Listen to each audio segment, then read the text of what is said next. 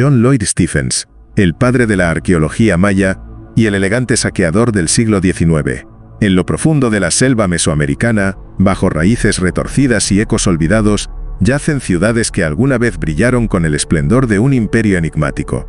Monumentos silenciosos, templos que apuntan al cielo y estelas que narran historias que se resisten a morir. Pero detrás de la fascinación moderna por la cultura maya, existe un capítulo poco contado. Una historia de ambición, poder y saqueo disfrazado de ciencia. Hoy exploraremos la vida del hombre celebrado como el padre de la arqueología maya, pero cuya sombra se extiende sobre algunos de los episodios más polémicos del expolio cultural en América, John Lloyd Stephens. Su legado está dividido. Descubridor para algunos, destructor para otros. El hombre detrás del mito.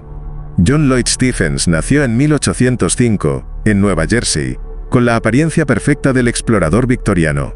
Elegante, culto, políglota, apreciado en los círculos intelectuales de Nueva York. Estudió leyes, viajó por Europa, Oriente Medio y Egipto, y se convirtió en un escritor popular de relatos de viaje. Pero nada lo preparó para lo que encontraría en Mesoamérica.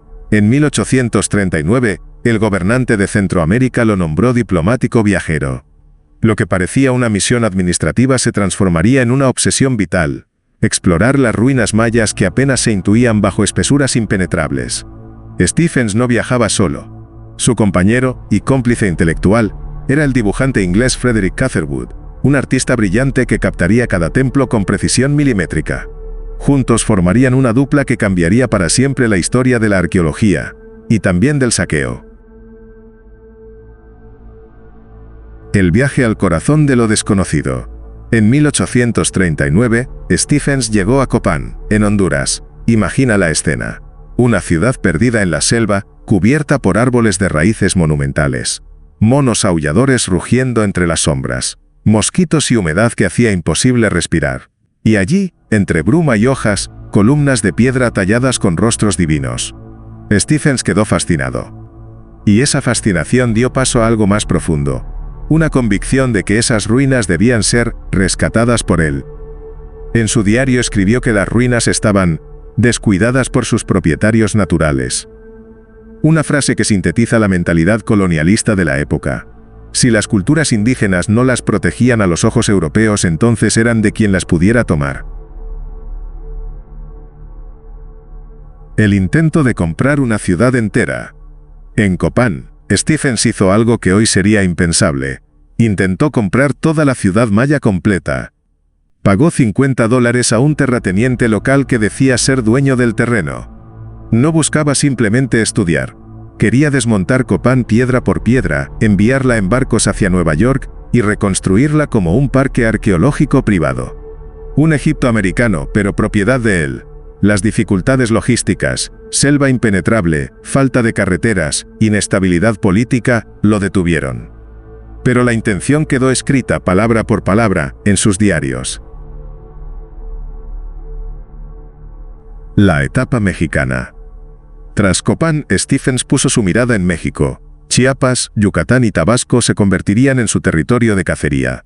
Exploró Palenque, Uxmal, Cabá, Labná, Chichén Itzá e Izamal. Ciudades donde cada piedra cuenta una historia ancestral. Catherwood dibujaba. Stephens describía. Y ambos extraían piezas con la misma meticulosidad con la que documentaban. En Palenque desmontó relieves completos. En Uxmal retiró artefactos. En Chichén Itzá empacó esculturas que más tarde terminarían en Estados Unidos. En su mentalidad decimonónica, estas piezas se salvaban. Estaban condenadas a la destrucción por el clima y el abandono. Pero ese rescate era la excusa perfecta para alimentar museos, colecciones privadas y su propio prestigio internacional. CAT, HERWOOD, y la maquinaria cultural. La alianza entre Stephens y Catherwood dio frutos inmediatos. Sus libros se convirtieron en auténticos fenómenos editoriales. El mundo occidental quedó hipnotizado ante los dibujos meticulosos de Catherwood. Templos simétricos, mascarones colosales, pirámides emergiendo del verde profundo. Eran imágenes que parecían sacadas de otro planeta. Pero la popularidad también tenía un precio. a mayor fama, mayor demanda de piezas auténticas. Y Stephens no quería decepcionar a su público. Viaje tras viaje, regresaba con esculturas, estelas, fragmentos arquitectónicos y objetos ceremoniales. Estados Unidos empezaba a confiar en él como el gran recolector de tesoros mayas, a la altura de los saqueadores del antiguo Egipto. Entre el documento y el saqueo, hoy, historiadores y arqueólogos debaten su figura. ¿Stephens fue un investigador visionario o un saqueador con estilo? La verdad está en un punto intermedio, pero con una inclinación innegable. Sí, documentó ruinas antes de que fueran destruidas por la selva. Popularizó el interés por la cultura maya. Ayudó a que se entendiera la complejidad arquitectónica de estas ciudades. Pero también, desmontó estructuras completas, extrajo piezas sin permiso indígena o estatal, intentó trasladar ciudades completas, contribuyó al expolio sistemático del patrimonio mesoamericano. No era un arqueólogo moderno. Era un hombre del siglo XIX, mitad explorador, mitad empresario, mitad saqueador, si es que algo puede tener tres mitades. El imperio estadounidense y el botín cultural. El contexto político es clave. Estados Unidos estaba expandiendo sus fronteras e influencia. Y la arqueología, especialmente la de culturas exóticas, era una forma de prestigio internacional. Europa tenía Egipto, Inglaterra tenía Grecia, Francia tenía Mesopotamia. ¿Y Estados Unidos? Nada.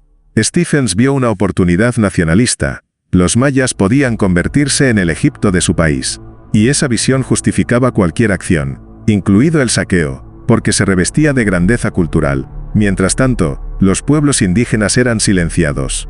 No se les preguntaba, no se les consideraba herederos de esas ciudades. Stephens veía ruinas. Ellos veían ancestros. El declive y el legado. Stephens murió joven, a los 46 años tras una enfermedad pulmonar agravada por años de viajes en condiciones extremas. Pero su legado permaneció. Sus libros aún se estudian, sus dibujos todavía impresionan. Y su figura sigue siendo tratada como la de un héroe cultural. Pero hoy, una nueva mirada está emergiendo. La arqueología moderna reconoce su talento, pero también su papel en la pérdida de piezas que jamás regresaron a sus países de origen. Muchas de las esculturas que exportó siguen en museos estadounidenses, otras en colecciones privadas inaccesibles, otras simplemente desaparecieron. Al caminar por Palenque, Uxmal o Copán, es imposible no imaginar a Stephens abriéndose camino entre la maleza, anotando obsesivamente, midiendo, dibujando, y al mismo tiempo eligiendo qué se podía llevar. Un hombre brillante, sí, pero también un hombre de su tiempo. Una época en la que las civilizaciones indígenas eran tratadas como curiosidades, y sus templos como bienes exportables. Hoy, la historia está comenzando a corregir el relato. El padre de la arqueología maya fue también uno de sus primeros expoliadores. Y entre sombras y verdades incómodas, su legado nos recuerda una lección fundamental, que el conocimiento puede iluminar, pero también puede destruir.